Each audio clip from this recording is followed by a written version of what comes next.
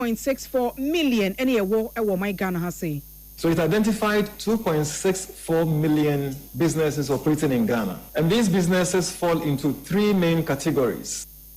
Auditor General report here wade beto mountain so edefa one district one factory project no ehwo no aban agina kratan so ede emu nchechemu aba afein so ene wonyu jubre ye behwe adwumayefo enkabomu ko kese ya asesei wo mo ne edom kuma no achia ya wo mu di nkomo edefa ne me ya achewachew ewo ndwumadie ho ebre ko nanim nso ye behwe onumanyamfo amankwa manu sei eye ne wonwa kakra se aban yi afeidie o se presidential jet ne watofofo ya eba nya twompa eni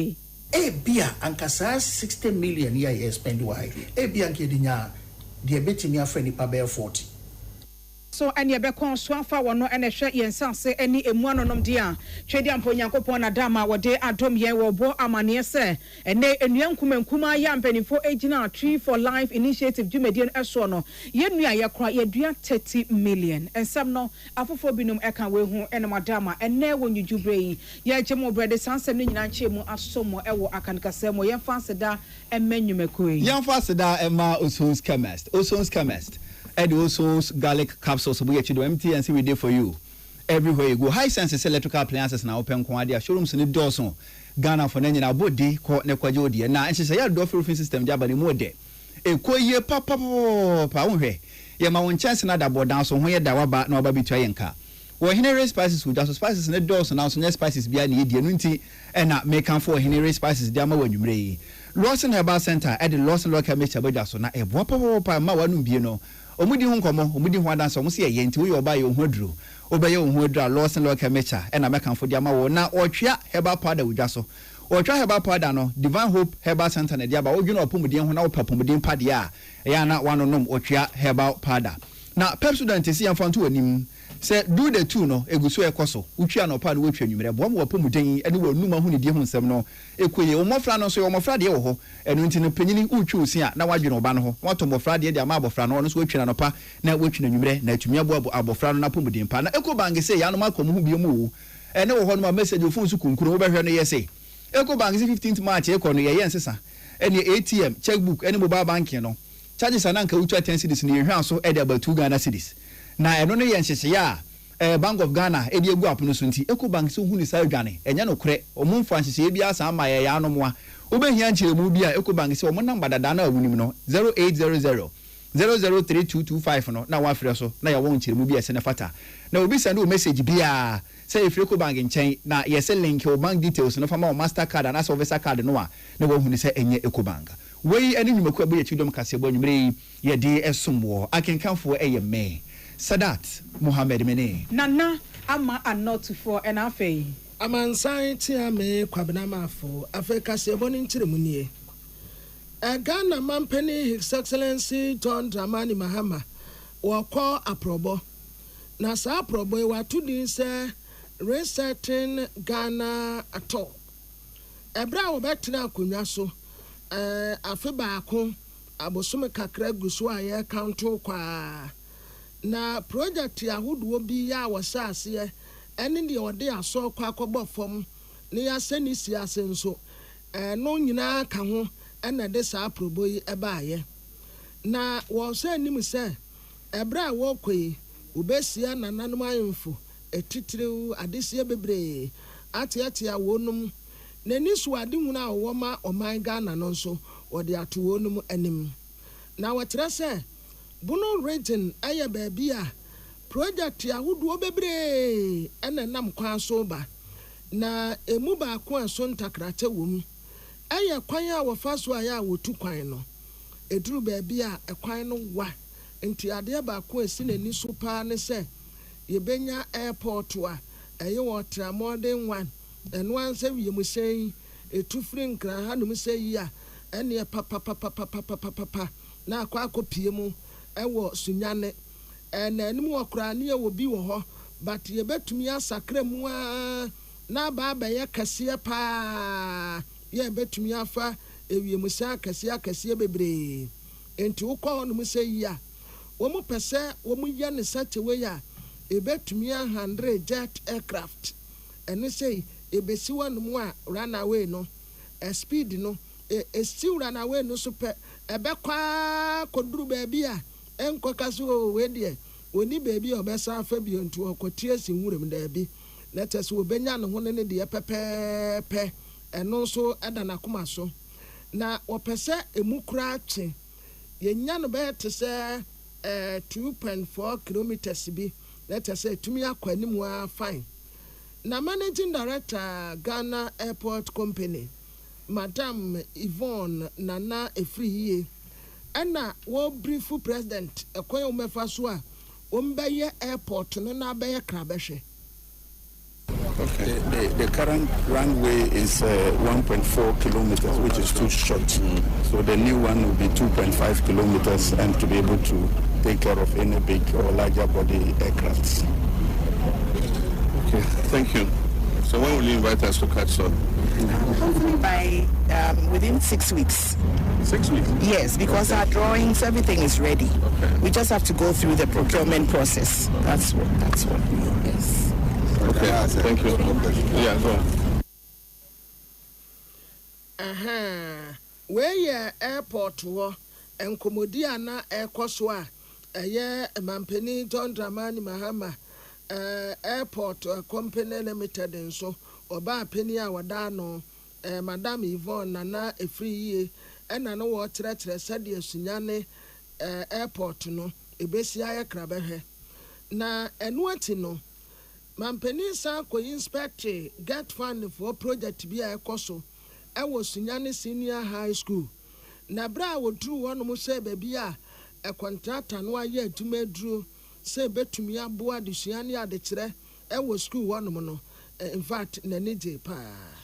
Yes, please. This is a classroom block. We also have the construction of 2-story science laboratory block, which is under construction, which is over there. So please, Your Excellency, this is the classroom block, and then this is the laboratory block. This is the area view of the classroom block and the laboratory. Please, we have the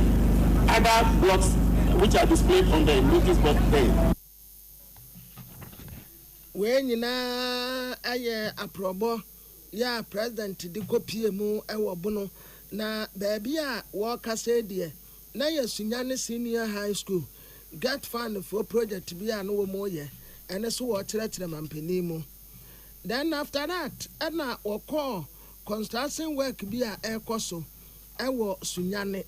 ye fra bibi ataring ekwan no de de dan ten no a ebetumi aboa na traffic ya ebo pace wo no etueta no eno nso okoseye na bra wodru ho no hu project ekoso no na nije pa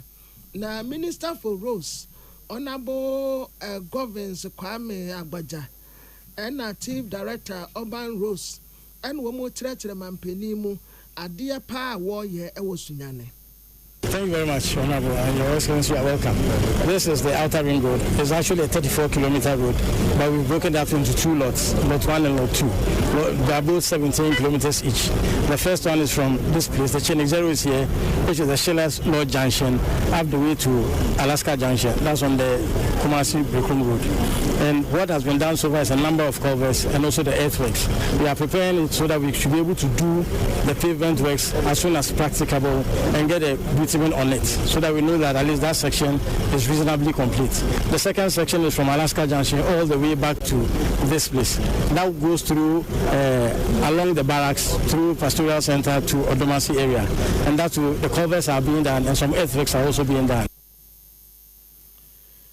Dear Yate say Okase Minister for Roads and Highways, Honorable Kwame Governance Agbaja, and Chief Director Urban Roads, and I know what Treacher Mampeni project here, Umu Ayan was Sunyanin and Potem Abanwa Quine. Yen you answer the to cook or paint a down maneso or boabo anoa, ye tear for a TD. Yejina Mampeni Abediache Professor Nana Jane Opoku Ajeman Asweye. Mami Edi Atudwa se aban eyen hyehyeye se wobema nani eku aban adwuma yefo wa ketua ho yie. Na hyehyeye ba akwa wode ba ye fofra ogidi se eno beka ho bi na aboa ma aban adwuma yefo wo modem mu atimi apecha na aboa mo man Ghana economy no agina yie yesen. Adwuma na wo mo eye no wobere san ketua wode ma wo mo so no odi foforo bi a eno behwe se wo modem ko animu enti aban no asese ehunu se third quarter nie ana se afi ba kontam nie ana boso miensa ko no awieye no aban na hunu se aban adwuma yefo mo modem mo ewo adwuma mu nie enti wode we asan so aka maketua ho e de amamo owogidie ewa rehemu se we ne kosa wano a ebeboa papa ma aban adwuma ye ni abra no etode bia ya na eda wo ma no se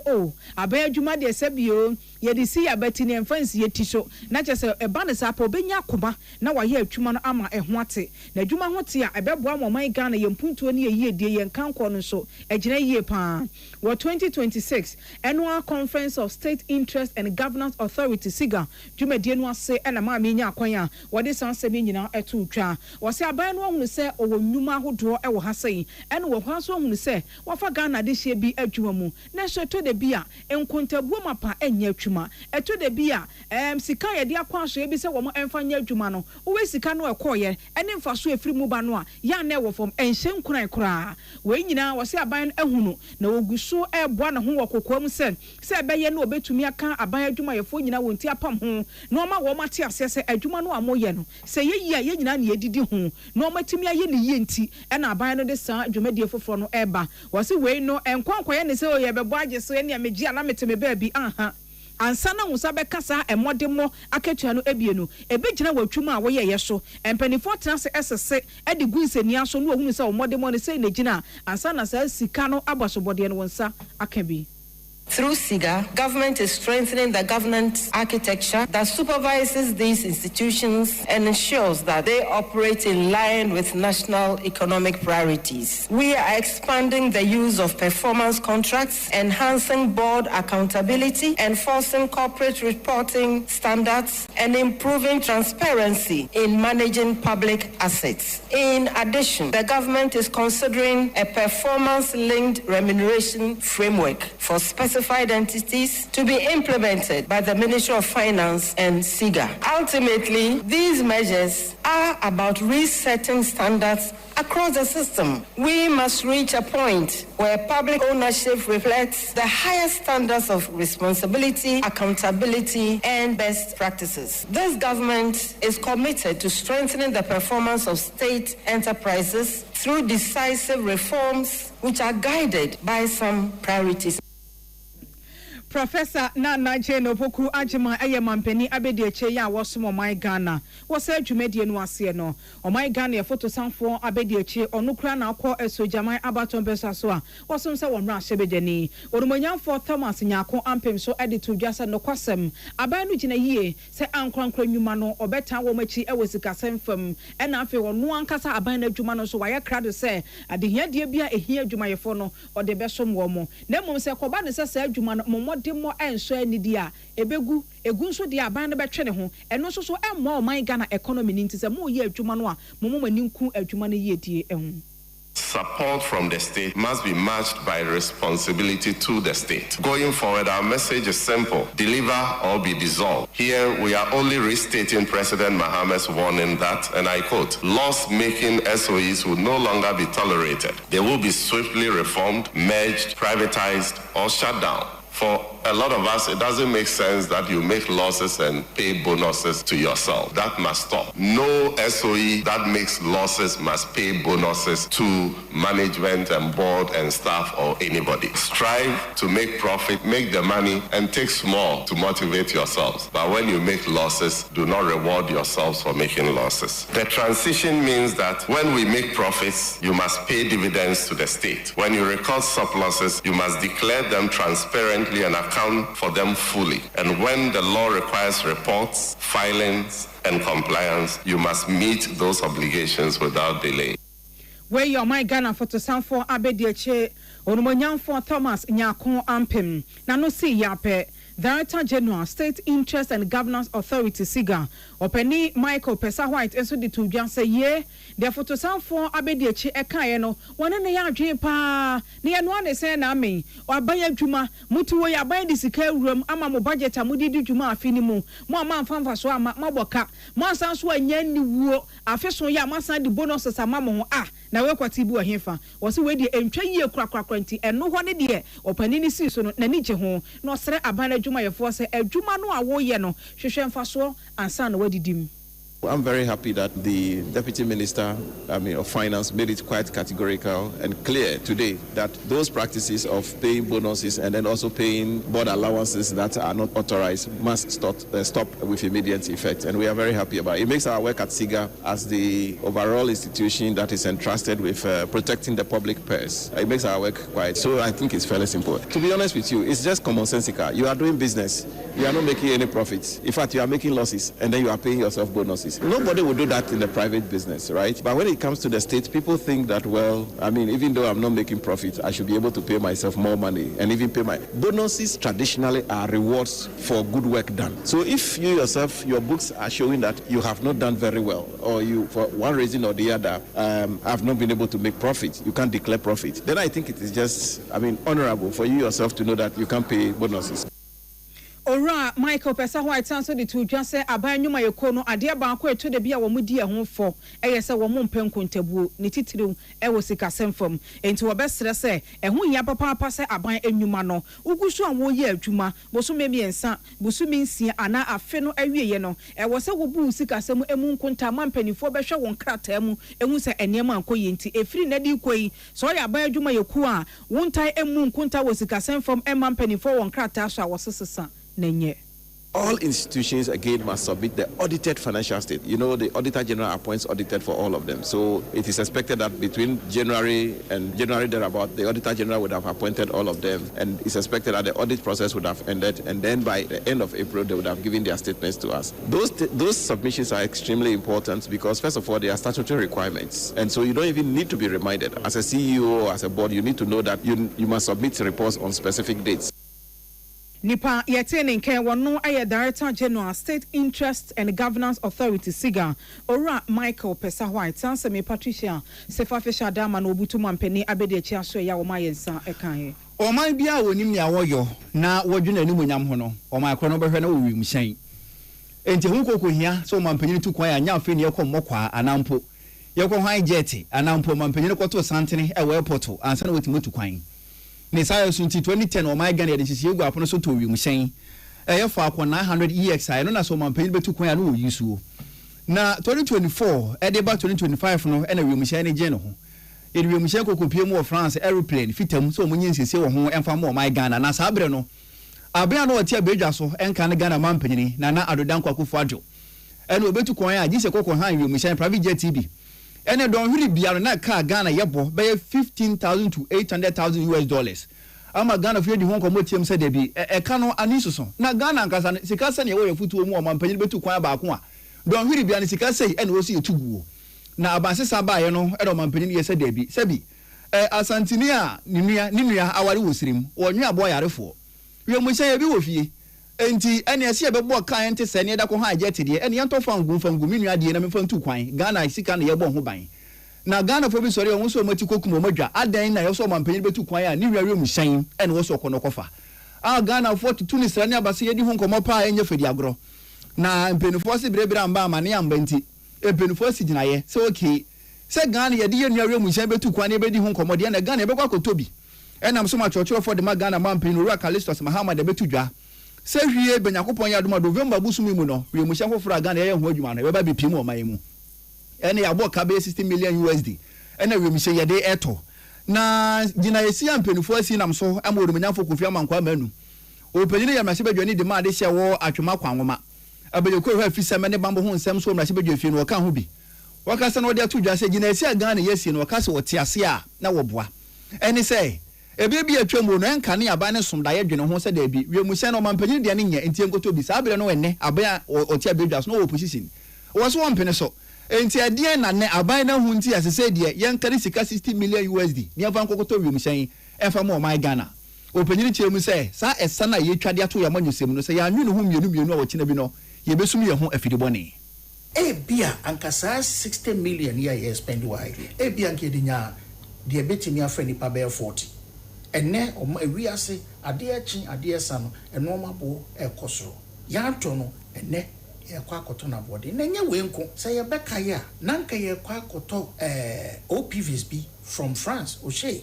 nkeno ye di besi insuso for the use of the navy nanka abo Ghana ho ban eno so ba ye nua no man DC eno kra de IMF in spite of the fact said ye show mo ase IMF to me my akwanya say eye ade a se be ye bambo enti omo my akwanya se ye betimi akwako ye ba ye nua no se ye mpene sa OPVs no etimi tena insuo so eche eno nti no sa wo firepower na odumunyanfo kofi amankwa manu saka se dem di tudwa se ne remusan ampenfo da betudwa so okwa akoto yi nya ne bo be so 60 million USD na no krampo ne so entimi mfa nipa bebre na enka ne aban yes obeto na no krampo su chen wi ya no kra na nka be fa nipa bebre enti omunnim adekodie enti a aban pese otu sa na moyi na okoto sa wi mu shen executive plan it is a parliament then ni padu do okra kwa ye adwuma obabia parliament ebetimi ayusu anka asem ba wo ayi golf area hoyi golf countries yi se be de ekoso Iran Ghana fo anka ebia omko se be omko ka ho no se be executive plan timi fra ni pa be 40 ebetimi de akọ e de akọ akọfọm aba bia Ghana fo ekobi e dosu bia no anka ebetimi sebe e de akọ na so be kai a abra 2024 ye wurakufu adoka se anka ye nkopɛ wiem hyen a so kakra no na ye nuanom NDC fo se akufu adokodware wo wiem ana nsuo no aba abegu ya ho enne November Ghana benya fo akon ne mienu amebusa se anye bia ye wura John Mahama anopa sebe said Potokasem is he going to attend to nature's call in Falcon 900 and then come and have his bath in the Falcon 6S. Onumunyanfo kofi amankwa manu opanyini ya mrase bedwane wusi ade hye wo atwema kwanwoma na mu mrase bedwefie na abedwekwa hwafi sem ne bambo so no opanyini wo kan ho bi na ne wo de sansem yi atudwa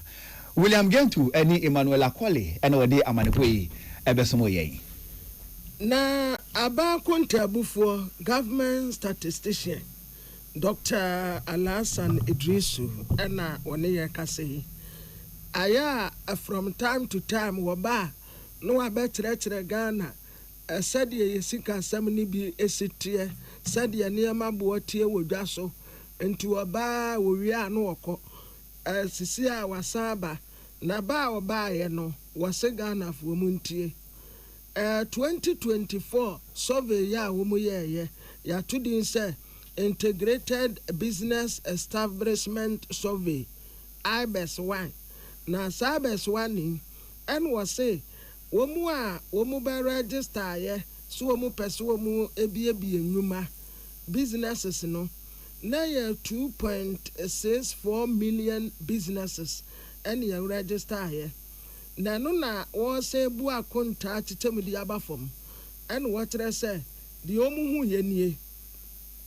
1.87 million businesses ya ejira woma ohantemu edioson any a 3.9 70.6% no womu de womu wa fixed structure ya kas will be a fixed structure net as any pakro wo store anaso wo shop anaso wo office anaso wo factory enti wonu de na na doso pa after that na wo say bu akonta biu and was say 693,742 businesses in so ya a year 26.2% no womu so womu ayi womu adwuma no wo baabi a ehwanum ye petem ebi to ade wo pavement so ebi wo dwom ebi wo baabi a se table ahye no wogina kwa ho ehwo ye petem womu so de a womu ye eno no na afei 82,920 businesses ya eno so gina woma 3.1% no womu so ye mobile businesses ya kasa bibi ye mobile businesses ya eye nkuma bi nti otumi di fra beka junction no de akwa koduma 7 best point wo no asa to aso afiri wo no de ko fanko baria woni ba bi fa ko a wogina enti tintini saa wonum so de eno no na no no wɔtrɛ sɛ saa egyedie ya wo kan nyinaa no sɛ yɛ store so a ɛyɛ akɛse anampo sɛ baabi yɛ petem wo mu nso firi hɛ kwa hanom no ni nyinaa no ɛmaa na dɔɔso ɛmaa dɔɔso papa maa sɛ wo mu yɛ 77.5% a ɛndeɛ ɛfiri hɛ kwa ho ogyina faako o wɔkwa yɛn fa kɔ yɛ adwuma o ɛmaa ne na dɔɔso paa. So it identified 2.64 million businesses operating in Ghana. And these businesses fall into three main categories. First, we recorded 1.87 million or 70.6% operating in fixed structures, what we usually refer to as establishments. And this will include establishments such as shops, offices, and factories. Second, we recorded 693,748 businesses operating in open spaces. And this represented 26.2% of the businesses. And third, we also enumerated 82,920 mobile businesses operating while in motion, and this represented 3.1%. Dear yete say wakase ye abakunta bufo ɛyɛ ana from time to time no wɔbɛkyerɛkyerɛ yɛ Ghana sɛdeɛ adwadie yɛsikasɛm nneɛma boɔ ɛkwan a nkɔfoɔ fa so a wɔn yɛ businesses wɔbɛkyerɛkyerɛ mu kyerɛ yɛn nti ɛno abie nie na saa report korɔ no a ɛna wɔkyerɛ sɛ mobile businesses no mobile business ne yɛ neɛ ofiri hɛ kwa ha ofiri ha wo kwa ha wɔn hyɛ dani station baako baabi ayɛ no baabi ɛno ɛna wɔbu akonta no wɔkyɛ sɛ dodoɔ no a ɛyɛ mmabunu ɛyɛ youth no ɛna dɔɔso paa 60% ɛyɛ youth no wɔn adi firi 15 years ɛde kɔ bɛyɛ 35 years hɔ saa na ɛteɛ ɛna wohyɛ wɔn mu nso a wɔn nso na wɔn egyina nyina mmeammea hɔ yɛ petee mu no businesses no ɛno sɛ nipa a wɔn yɛ saa adwuma no bɛyɛ sɛ 922,000 mantam ne nyinaa ɛno so na ɛma nkɔɔfoɔ adwuma paa adwuma no ɛhɔ na ne kɛseɛ no wɔ afei survey no nso ɛkyerɛ challenges a wɔn wɔ ɛna wɔkyerɛ sɛ mobile operators no wɔn a wɔtɔn adeɛ firi ha na wɔde kɔ ha ntumi fa ne sɛ nkatebɔreɛ wɔn nyina faako ogyina bɛka dansen kakra na sɛ yɛantɔ bi a na wasan atoa so na wɔkɔ sɛkere wɔkɔduru sɛkere nso gyina wa ne yɛtɔ mmienu mmiɛnsa na wasan afiri akɔ ha no wɔse wɔn mu no ɛde yɛ a wobɛgyina nyina kwan ho wɔde n'adeɛ kɔ atima no yɛatɔ ne nneɛma kɛseɛ paa ɛyɛ 100 Ghana cedis na kyɛ sɛ daade no wɔnyɛ adwa yɛtɔ adeɛ paa 100 Ghana cedis pɛ 31% ɛyɛ open space businesses no nso wɔn koraa deɛ a na wɔn asɛm wɔ mɔbɔ wɔbɛtumi akɔbie nneɛma no so wɔbɛtena hɔ nom a awurade ne ne hwɛfo hwee nhia no ansa koraa da no obi a mɛtɔ hwee no asa kata so no wɔkɔ ebi nso a obi abɛtɔ adeɛ kɛseɛ paa 100 Ghana cedis. Another important insight is that mobile businesses are youth-driven. In fact, more than 6 in every 10 operators, which is around 60%, are aged between 15 and 35 years. This shows that mobile trading is an important entry point into entrepreneurship and employment for the youth or for young people. But the data reveal a very important concern. We identified about 2,087 children aged 10 to 14 years engaged in mobile businesses, with girls representing about 80% of these working children. This highlights the importance of strengthening child protection policies and ensuring that children remain in school. Mobile trading activities are also predominantly goods-oriented. Goods-oriented. Deɛ ɛte sɛ wɔkasa nyinaa yɛ abakonta abufuo wɔnwie yi wɔtrɛ sɛ wɔn mu a ɛyɛ open space business kyɛ sɛ ne nneɛma gu petee mu a wɔretɔn no ne kɛseɛ paa mmeammea ahodoɔ a wɔn hu sɛ ɛhɔ deɛ ɛtaa hɔ sɛ mpoano anwea ɛyɛ Greater Accra region ha Asante region ɛna central region ɛhɔ deɛ wɔn yɛ saa business no paa na mobile business no a na wɔka ho asɛm no baabi a ɛtae paa hɔ deɛ ɛtaa hɔnom sɛ ekyim woyɛ no ho hwee koraa ɛnyɛ yie ɛyɛ greater Accra ɛna asante region ɛhɔnom deɛ ɛtaa hɔ paa na ne nyinaa ne sɛ obiara firi na kura ase a wɔse wɔ kokoro kɛseɛ mu akɔpɛ greener pasture nti ɔma ne ho so a wɔba nkran ɔma ne ho so a wɔkɔ Kumase nti saafoɔ yi ka ho ɛna ma Kumase ɛna greater Accra hanom sɛ ɛdɔɔso saa no.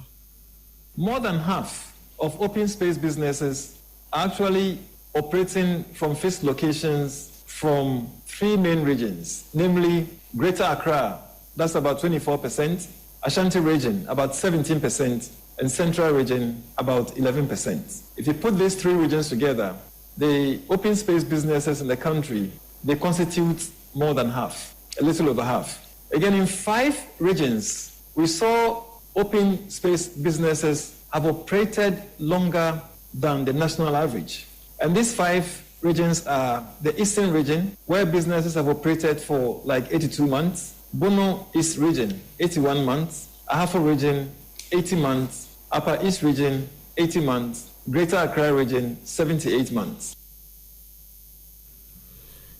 Etiefo deɛ te sɛ obu akonta kyerɛ yɛn wɔyɛ aba akonta bufuo panin na dwuma a wɔyɛ ano no obu akonta government statistician Dr. Alasan Idrisu yɛnua Caleb Kojo Adai Nadaruma ɛne etiefo etibi yɛn home kasɛbɔ no so tia wabi abɛsisi a.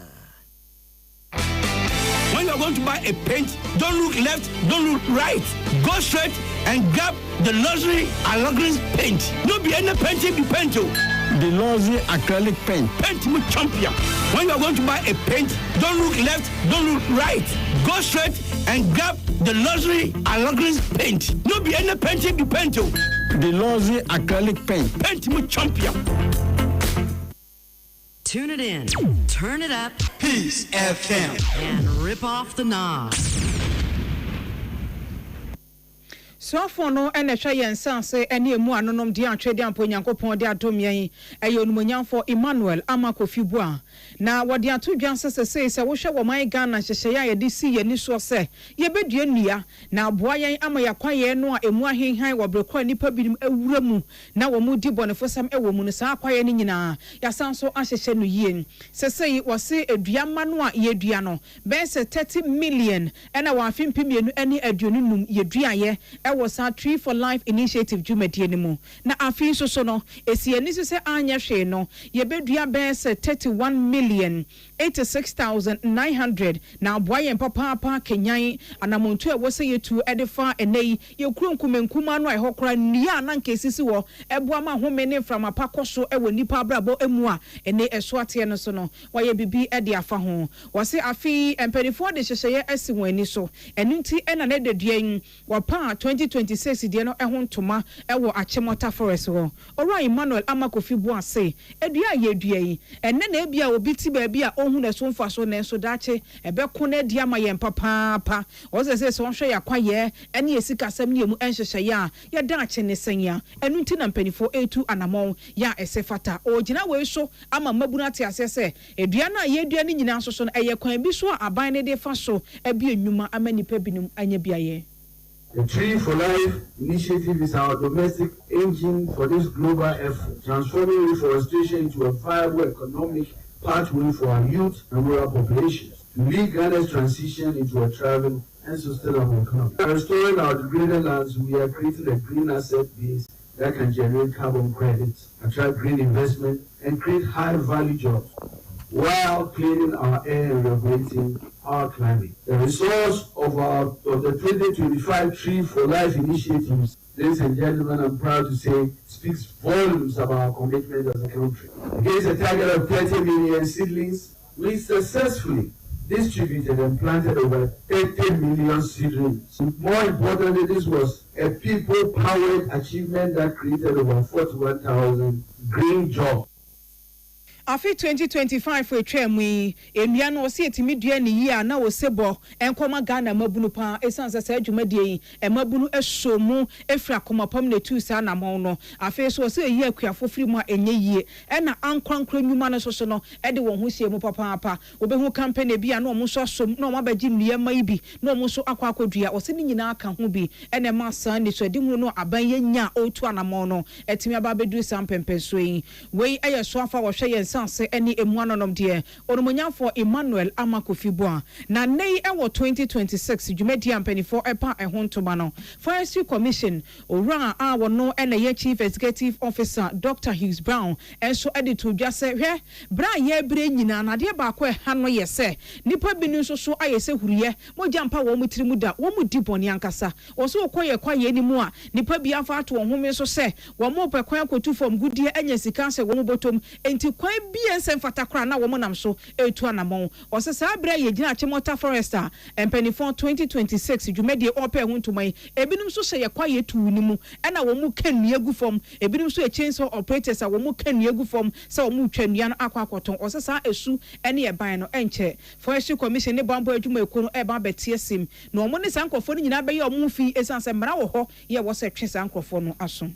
Today, we celebrate International Day of Forests, which actually falls on Saturday, 21st March. And today, we're highlighting the vital role forests play in driving economic prosperity and supporting millions of livelihoods worldwide. The theme, Forests and Economies, Sustaining Our Future, emphasizes that sustainable forest management isn't just good for the planet, it is good for business and essential for fighting poverty. This year, we have vowed to undertake an improved and enhanced community and stakeholder engagement and education, because we believe that is one sure way of winning the war against illegal mining and illegal logging. And we are looking at collaborative management and protection and development of our forest resources with key stakeholders.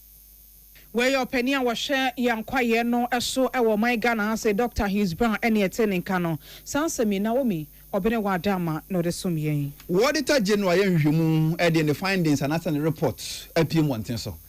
Now report to the PM Montisu I'm so Emadum Kuma myself you feel the crater PM wanting so what you say. Report no auditor general Diabano Omusomo enye na Dumkuma eye NPP amonyu koyima. And I will tell you so I'm not it is a special audit report biaba as our special audit report auditor general and oh yeah and for one district one factory say ya and can ya buy no or the buy ho na don kuma ni chim say adwuma auditor general ya ne de omunim say na adwuma say no my Ghana mamra article 187 SN pepepe na ensem bia report na womu na efa 1D1F no ho no dodo na womu a enye no kore and omunim ba bia auditor general onya ni nyina so ntia sansem no chorchoro ye e wo ne report no mu na omu chem say 1D1F nhye ya ba ne dan na 2017 no na botete nyina na se menya adwuma nye ne befa konisa hodo so na yetu su sa wo man mu ene niam hodo ye credit free crop ma so raw commodities ne betima ye dodo na wo man Ghana na atumi aboa na ye sika sem ene ye dwade hu nsem so man so atumi afa ne ntoma padie fira na dom kuma ni chem say sa 1D1F nhye ne mpo no enya aban na odi animu wode nhye gu apono so ankonkro adwuma ekwa hodo bedi animu na aban na wabo na chidom a potoka sem no friend private sector led government facilitated model na wo chem se hu sika sem ne ho tutu nyina no aban ne de na won hyeda ennim bi wode hyehye ne gu apono so nti ewiem bobere no ene ewiem sakraye no ebeyefo edema private sector no na te se adwuma no mati ma hyehye ni ye na aban na bo na chidom na te so mani so ni hunu no atumi abamu di amomo na dom kuma ne chem se numpo na aban ne chemu mienu eye greenfield investment and a brownfield investment as a greenfield investment one or more ni so di hunu na so adwuma no munye bi da no saa afo no ne ye fa san hyehye no so de bo wo mo obo hon ma factory no obi dada na so ohia echitai no watima biebie adwuma num na waye ne kese omo so brownfield no saafo no ye de ebo omo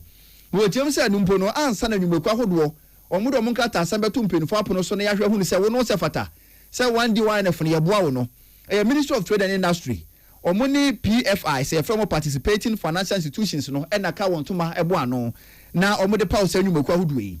na sa PFI sa yesika krabia hodo no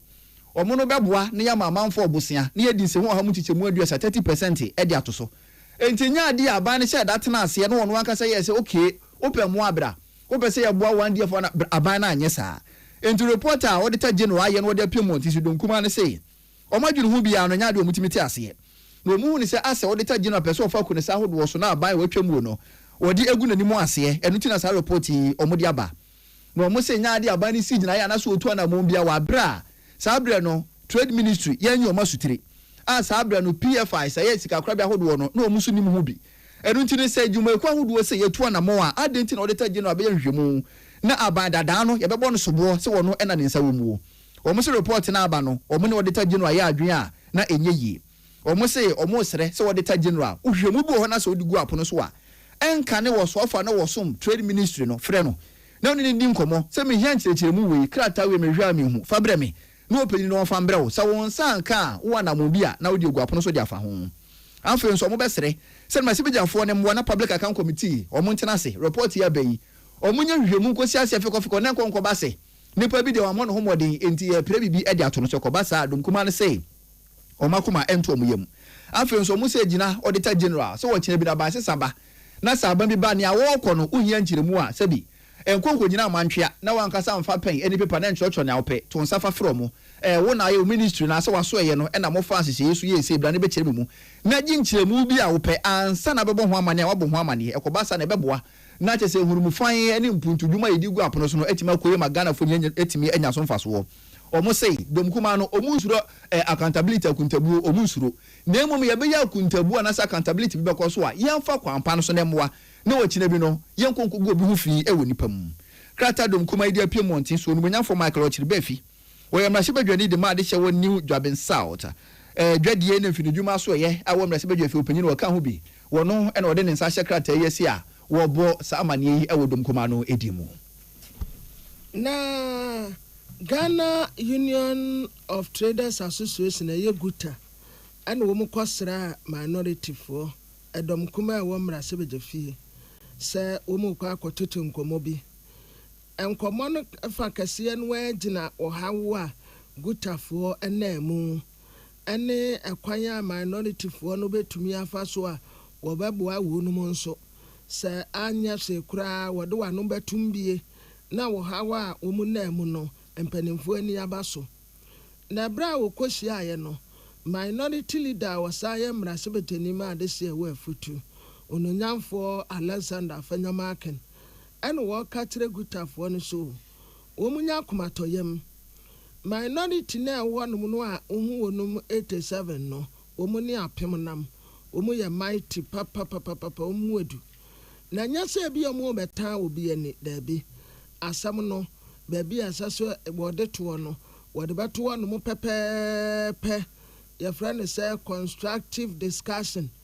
minority for be make sure say aban want ya ne panko benkum ana nimfa wode bedi ne line mu pepepe na asem na edi bone etre say on ka say MPP 40 aban mu no na wo mu ya asoro abofo da bida na mom eniema bi ankoyie eniema nketenkete mistakes nketenkete bi ene ba ya enam so a NDC fo aba betena akonya so yi na empani se duate a na muye wamu mistakes kura wamu ye mpo na ensada nya mistake bi ankase se NDC fo betena akonya so a wo se ba bi a wo de Ghana ni kira enya kura wamu ba ye wasi efre bibi social intervention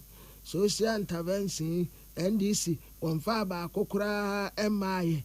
enti omugusua nkakra umbe make sure say Dr. Alhaji Mahmoud Baumia ya oye wonu fragbera no obeba be ye Ghana yi have confidence in us that even though we are 87 in Parliament, we are ready to engage constructively. We are not there in Parliament to just obstruct government business and frustrate them. No. So it's the reason why on the instructions of our flag bearer, we are here. So don't be worried at all. Of course, we made mistakes, but if you look at even the concerns that were raised by VP and Mr. President on the assurances by the President that you will be giving some capital support, you realize that it was around that time, 2022, that the financial crisis hit us so bad. The idea say okasei minority leader wasan yam rasibeteni ma this year we futu ononyamfo Alexander Afenyomaken na Vice President Amaguta Owura Joseph Paddy ena wo nominate na nominate mu no en wotre se sisi ade ba ko ha wo mu adwuma pa ye bank no interest rate se wo ya akro kwa akwaje bosia na wo de akwaye na dwuma ensihu a ye de besihu ama no wa ba hu say yes no wani so team afi electricity bo enne uto electricity a ete se moti a ya bo na ni so eno ane se chin na asa ese connected pa na ne yesi ekoso janante no eno akwa sum na asa ya frɛ bibi va charge a ɛwɔ nneɛma so vati no mu nim sɛ aban ko ba be ne yie ɛno so ɔbaaya the same thing boja ya nkasasa Ghanafoɔ ɛna edie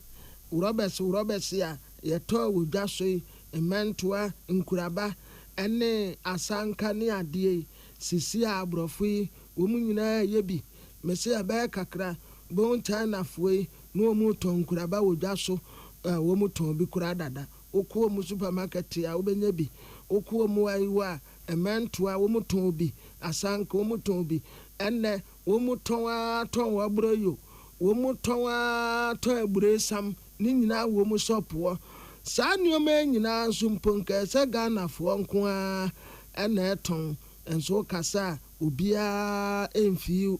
enti minority caucus way ya hawa ye wo bebre monfa manontum bi.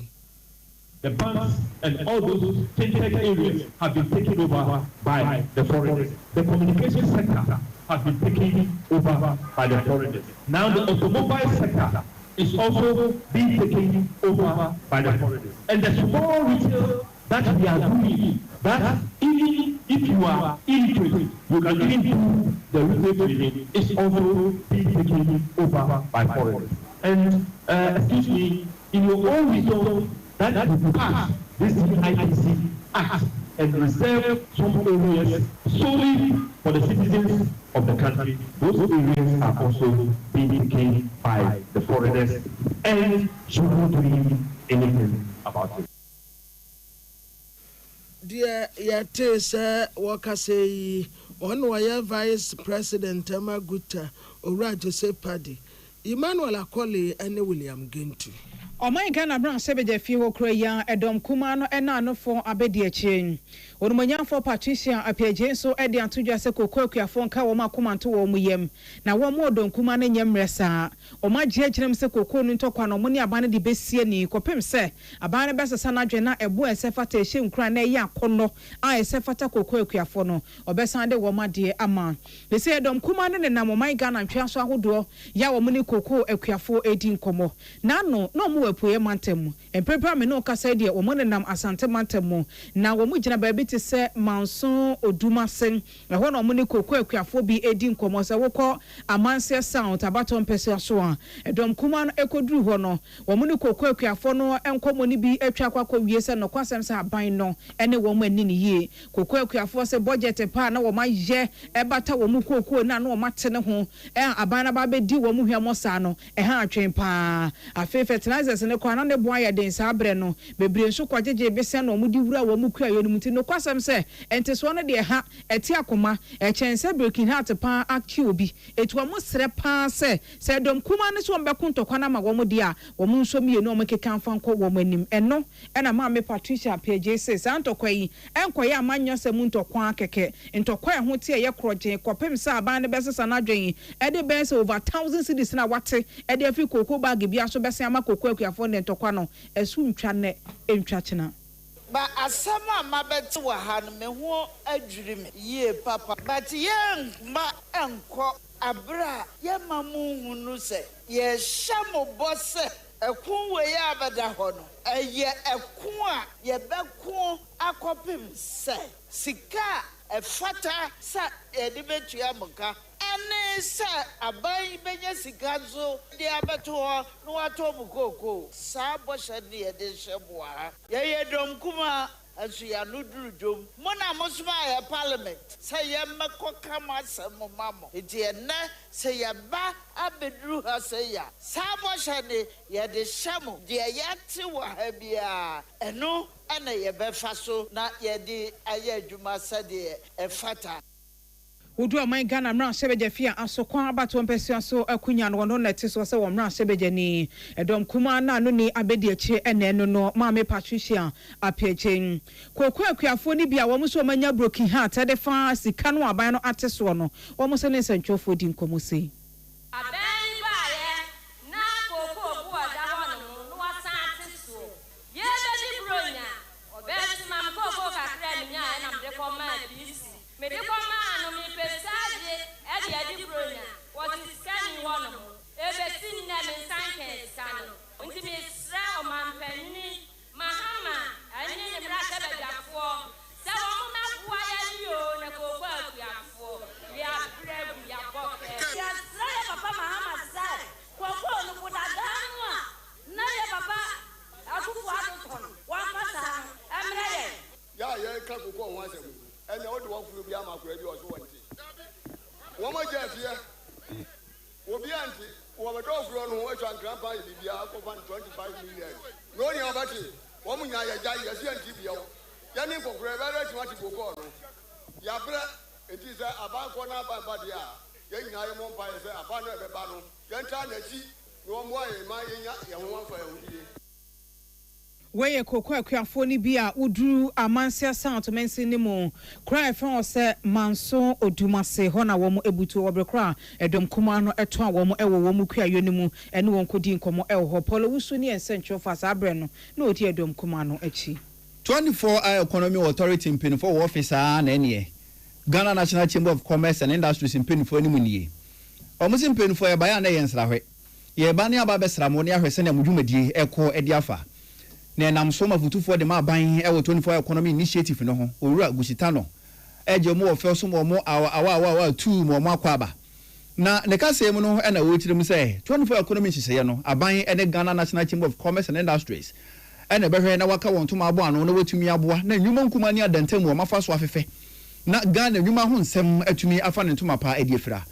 na wo tie mu say bia ya hodo aban ne behwe na wode aboa ne bi eyesikasem eba entotoye energy nesi ahodo a aban ne befa sa afa no na watumi di aboa ama 24 economy dwumadie no atumi afa ne ntoma pa ediefra na opanyini kase mu no na wo tirim say Ghana National Chamber of Commerce and Industries ne nkrobata na se nkuma hyehyɛ wona se baako be yedu so na mpenufo de wona ni ba be di eche no afa sa ayo no so di aboa na aban ni so de hunu se 24 economy ni beboa manyuma timatumpo afefe o Ghana no eni so de hunu no atumi abam na wo se aban asiginaye ahwe hunu so obepo obedwoku asa abedwoku ni nebehwe sankomo we nyina ene ne wo sefata se ye kwano moa ne wo sefata so onya so mfa so no eyebeye sa abedwoku na dwuma na aban ni pese 24 economy ni beba bese na betwam obi se o na mekura mpo se na madwuma ni sitie no tanka minya moa e wo 24 economy hihye ni mu anka mitumpon aban se wo mpesa ate enu nti na woda san hihye yi ene abedwoku na de o mehwe hunu se obi bia wo sefata se 24 economy no ekone moa no e moa sefata ni nsabeka. As I said, we had a very productive and promising meeting with the Ghana Chamber of Commerce and Industry, and we agreed to work as partners to enter into an MOU, and within that MOU establish a joint working technical committee so we can collaborate on various areas that affect the work of SMEs within the 17 sectors that their organization is composed of, including access to finance, including access to enterprise support organizations, and also including some kind of peer mechanism and review for them to be able to generate recommendations on some of their members for funding and also for other types of enterprise support. Ora Gushitano, or your futufo, Edema buying our 24 economy initiative no ho. When Georgia saying that you can command some what day a tuja. Na ya hume somra yo ya ba hume kase bono sutia wa besisia.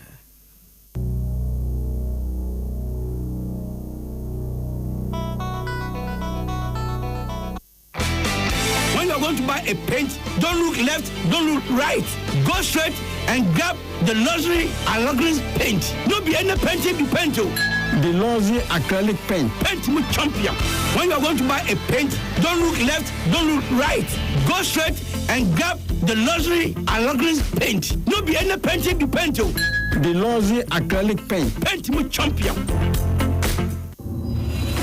Imagine making or collecting all payments without leaving your chair. Sounds like magic, right? Nah, it's Stanbic Pay. As the Chief Financial Director of SBA Holdings Limited, payments from clients flow like magic through Stanbic Pay. From school fees to utilities, government and statutory payment to investment, insurance payment, Hajj payment, and more. Just log on to Stanbic Pay and you're set for life. No Stanbic account, no queues, no stress, no last-minute panic. Cherish your time and live happier in safety and convenience. Just visit stanbicbank.com.gh or call 030-340-9212 or 055-676-0683 to get started. Jamno no Nancy dia wo jiwani as a confidence level so as a kosropa e wo se manijie efese ma fa Mr. Q aye be mankasa wa fa meme dro Mr. Q aye be mamu a enya afi na wo be ye hu debate tell him hey na other one fan World Cup sir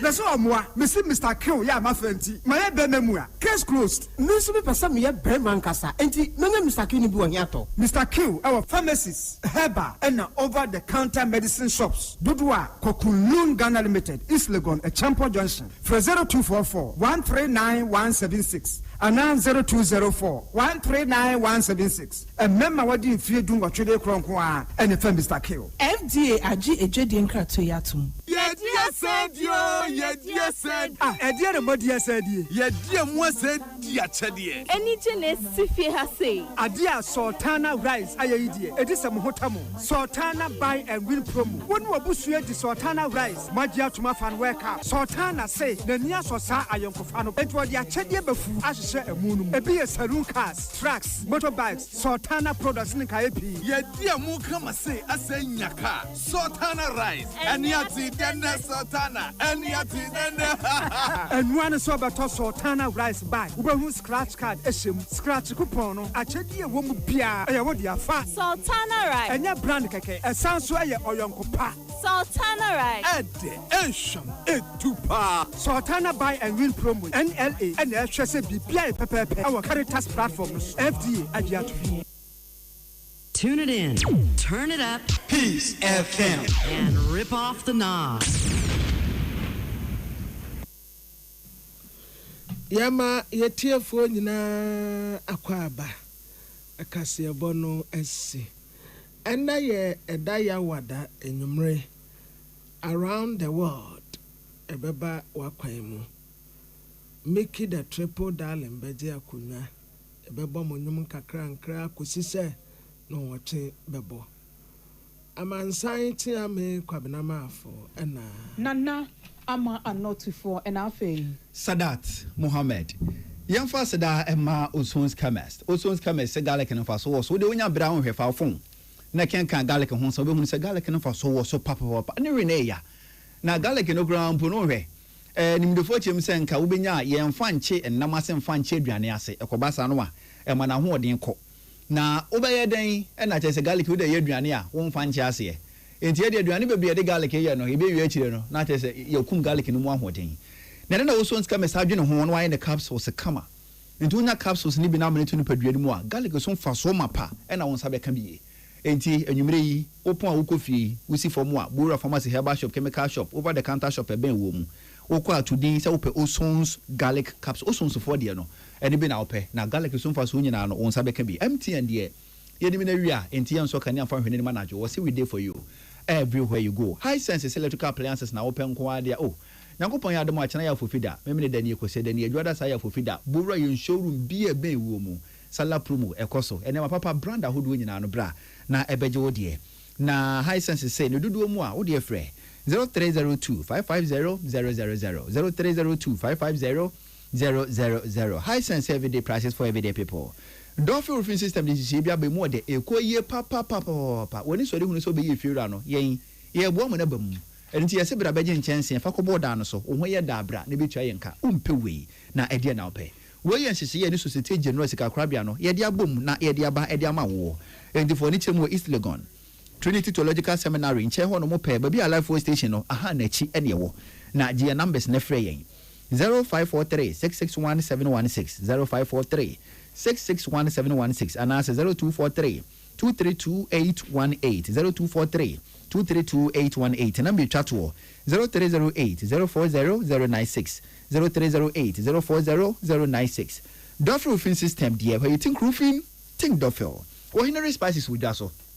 and spices no come market buso now so new spices be at the idea and into my main count for ordinary spices for my own varieties in watching 8 varieties in the wood jasso into the be a open so you know ubenya home spices a bebo no we no e mu de ene emu kan sefata no etimache twede ama wo choba any restaurant for en kan ne de samples si kwan ho frɛ customers atwam we aduane e de wo se no atwetwe dom e de ma wo no nti so ordinary spices hwe e be yes ankonwa no e de ma wo ne dodo mu ana wa frɛ 0207 805398 0207 805398 and answer 0244 525908 0244 525908 ordinary spices de edewu Lawson Herbal Center at the Lawson Local Meshaba e ma wonum bi no omudi hu nkomo omudi hu adanso mo se ye Dr. Lawson never be on them be afans and kwan woje the virgin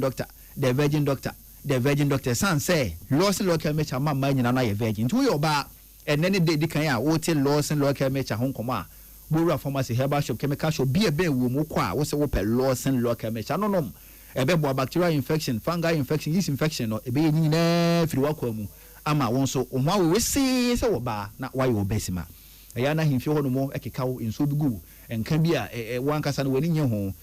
Lawson Local Meshaba kwan ebe isa wo ha odi nyina firi ho ama won so wagye ho adi sa ampa why wo besima be ma we ba bi ni kwase ewura na watiti infections aye ho won so Lawson Local Meshaba no be di wakagina mu pa na ndo we nyina no Bora pharmacy herbal shop chemical shop over the counter shop send am kan ne bi ho no dodo mu ana wa frɛ 0248 619999 0248 619999 and answer 0242 133 577 0242 133 577 Divine Hope Herbal Center ede wotwa herbal powder badwa so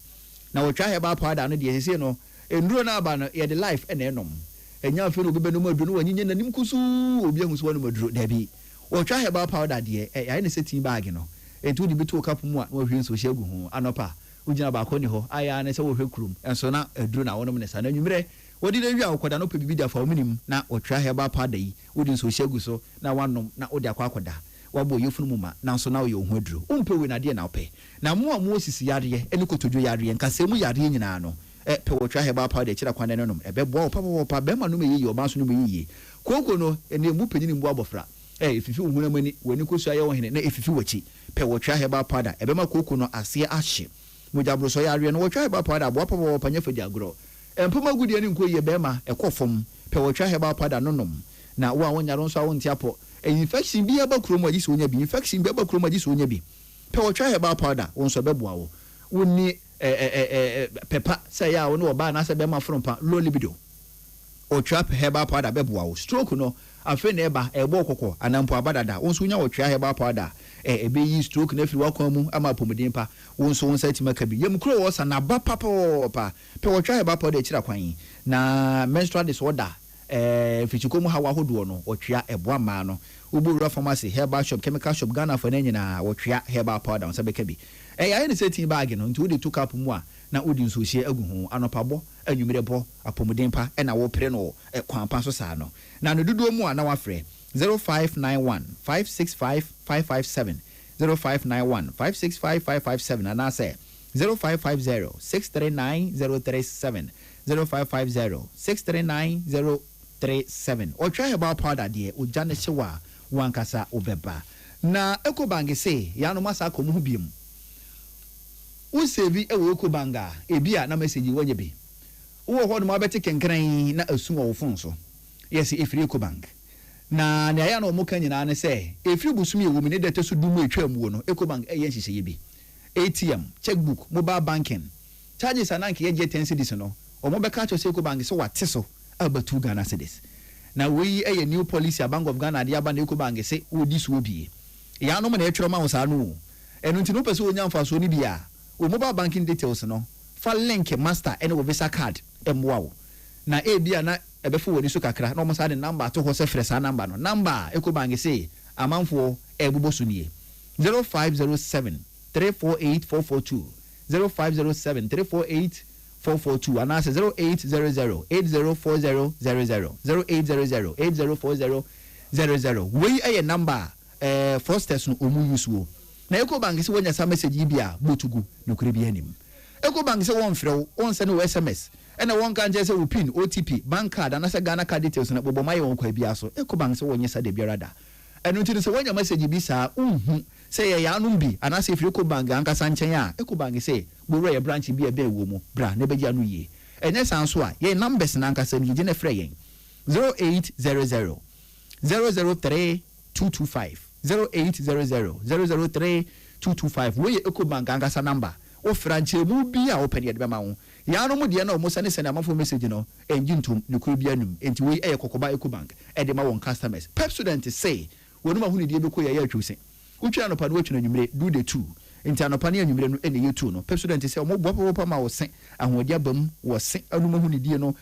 nyi na tima ko yie na panyini odwene wo de ho no na wadwene wo ma no so de ho wo ma ne betima nyini na o matima asre akokuduro so ha this odu o manum ni enu nti no for pep student nru a ye de ama mmofra no fa twetwe won se anopa ene anwumre anopa mo sori a o matwi o mokode o matwi ebebo ama o mo se ahoden ebebo o mo se chinam no ho ban kaka ne ade o matima de sunkuni mu a wo ba no besra akokuduro mu e wo dipa mu pep student se yemfa nto onim se ma remfi se wo sori a you do the two ni anopa eni anwumre utwetwe anopa na otwetwe anwumre we ni nwumeko bebo ye chidom kasebo ye de beso mo Mickey the triple darling obi a Mickey watena so de nyomo prapra kwa mukosi se no nwotwe bebo na mansa cha me kwamena ma afo nso atena se asum dwefie peace 104.3 so nie ye mamumo enitie. Tune it in, turn it up, Peace FM, and rip off the knob.